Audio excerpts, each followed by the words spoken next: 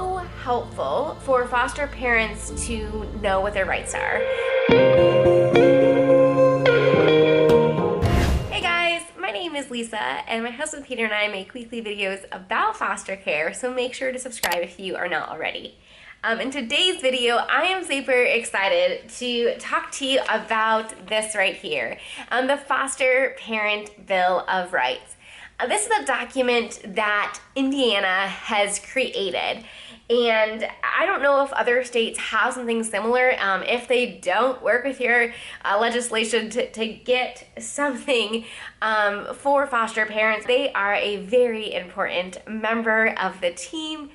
Not always doesn't feel like they're treated that way, at least in our experience. Sometimes I'm like, wait a second, we're the ones like watching the kids on a daily basis. We are knowing what is triggering like certain behaviors. We are advocating for them to be able to get certain therapies or things like that. And a lot of times we were taken seriously, and sometimes we weren't.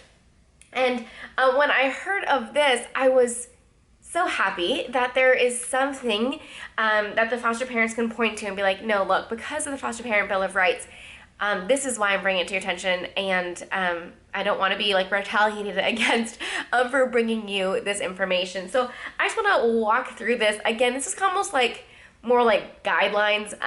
It always hasn't been followed 100% in our experience, but it's super important that you know what your rights are. So if there's something happening in your case and you've been talking to your caseworker and it's not getting solved, you can go to the supervisor, you can go to someone else and say, hey, this is what we're experiencing, and we're doing it in a very respectful way, but because of this Bill of Rights, like I was, needing to advocate for yourself sometimes. So yeah, I'll just go through it, and I hope that this is helpful information.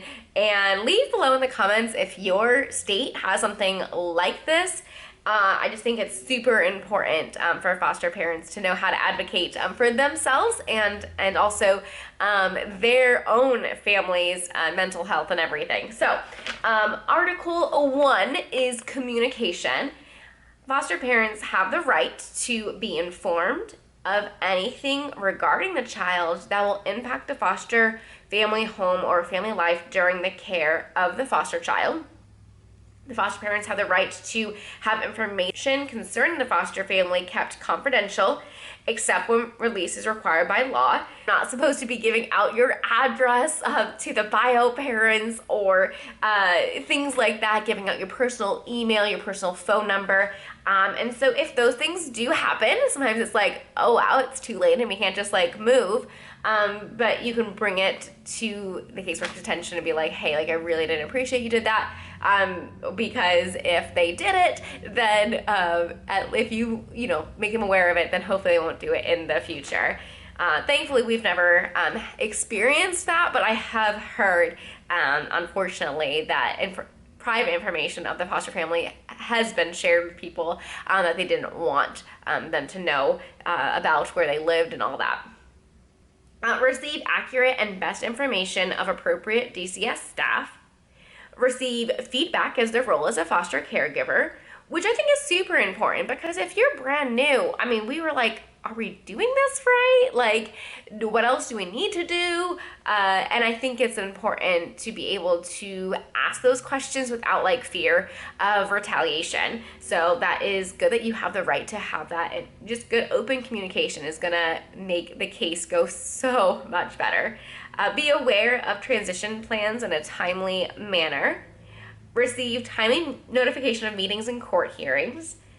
We always knew when the court was coming up, but like when it used to be on Zoom, we would like be the day before like, hey, we still don't have the Zoom link. So we kind of had to advocate for that and getting that, but you know that you have the right to it. Here in Indiana, I'm not sure if every state, if the foster parents have the right to be at court, but here in Indiana they do. And have all calls and or emails returned by the family case manager within a timely manner. One thing that we did when we would get a new caseworker is we would say, hey, what method of communication do you prefer? Do you prefer email? Do you prefer text? And think about them too, like they are they have their own social life. They may be a parent themselves. And so think about when you're sending it. If you do send an email, the nice thing is you can schedule those emails to go out the next morning. If you're thinking about something and it's like 8, 9 o'clock at night, you can schedule it for the next day. But yeah, just ask them. We would do that a lot, is in the evenings, Peter and I would finally get together. We would talk about something that happened throughout the day. We would draft an email and then schedule it to be sent the following morning, just so to respect everyone's time, because respect, it has to go 2 ways. And number 2, safety and privacy. Foster parents have the right to accept confidentiality regarding issues that arise in their foster family home. And they have the right to receive pertinent information about the child as it affects the safety of the foster family. And number 3 is support. Foster parents have the right to receive assistance dealing with family loss and separation when a child leaves their home. Our foster care specialist was awesome, and just like I would have to just like talk to her through things with her.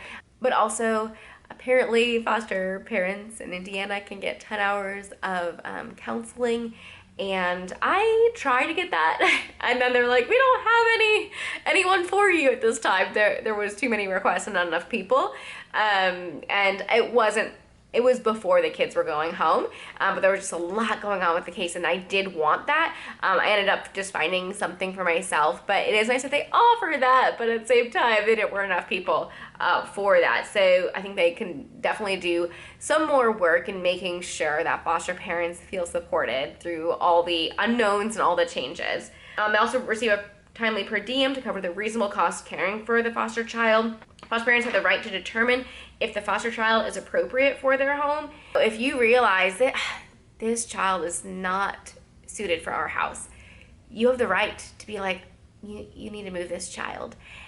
They might try to make you feel bad, they shouldn't, but they might, but they should not, because you know your schedule, you know what you are able to handle and to help, and if it's not a good fit, you're gonna have to move that child to another home, and you have the right to be able to say, okay, this child needs to go someplace else. Foster parents have the right to receive help and guidance, undergo training to enhance their skills and abilities as caregivers.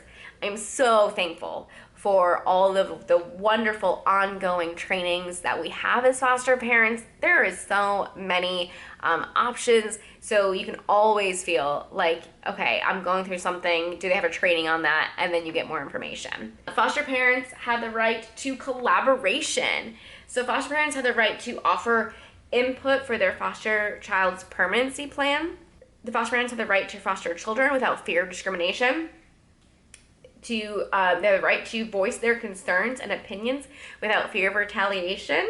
I didn't always find that one was the case, but I also realized in some circumstances there are ways I could have presented the information better. You are able to share, and you are able to keep advocating. I remember at one point I called and our foster care specialist, I said, look, like this is like really hard and I don't even want to really share our opinion anymore. And she's like, no, keep advocating, you're doing the right thing. So that was good to hear from her, that no, we are supposed to advocate and maybe just do it in a different way. And I've shared that in other videos before. Foster parents have the right to advocate for their foster child and be considered for placement or adoption when a previous foster child re-enters care. So if a previous foster child that you've had in your home has to re-enter care for whatever reason, they are supposed to call you and you to be considered as kinship at that point because you already have a pre-existing relationship with that foster child. Foster Parents Bill of Rights number 5, respect. Foster parents have the right to receive services that assist in the care of the child in their home through an open and timely response from agency personnel. They have the right to be included as a valued member of the team. They have the right to have their daily schedules respected and be treated with consideration, trust, and respect. It is so great to have a document like this and just to know what your rights are. Because, like, you can't just be like a silent party, right? You are day-to-day taking care of the kids. You know what's going on with them, and you need to share that with your team. And so this is so important. Please let me know, like I said, if your state has something similar. I think it's really important. So I just wanted to share that with you. As foster parents, you know, you do a lot. You're on the front lines, and thank you so much for what you do, all that's seen and all that is unseen. So thanks so much for watching. Please subscribe if you are not already, and we'll see you in the next video. Bye guys.